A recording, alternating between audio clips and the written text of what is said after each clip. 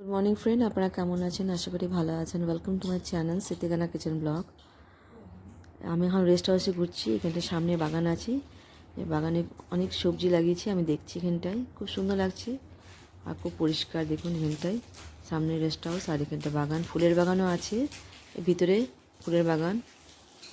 আর দেখুন আমি এখন যাচ্ছি এখানটায়, এখানে গাড়ি রাখারও জায়গা আছে।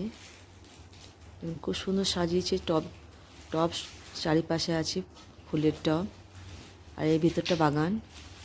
আর এই পাশে দেখবেন এখানটায় গাড়ি রাখার জায়গাও আছে।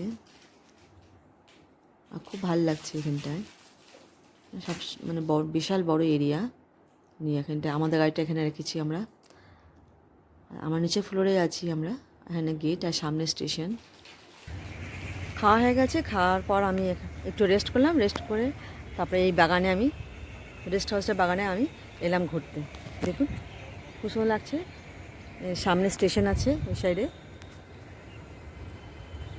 আর এখন একটু পরে আমরা ঘুরতে যাব, আমরা একটু পরে সমুদ্রে ঘুরতে যাব আমরা। আর দেখুন এখানটায় বাগানটা খুব সুন্দর। যতবার আসি আমরা ততবার এখানটায় মানে আমরা রেস্ট হাউসে আসি, সাউথ ইস্টার্ন রেলওয়ে। দেখুন এখানটায়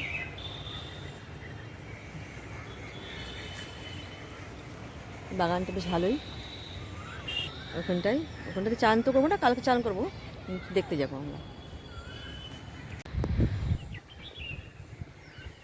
যে দেখুন এখান থেকে ভিতরে বেশ পার্কের মতন আছে। আর এখানটা দেখুন লেখা আছে।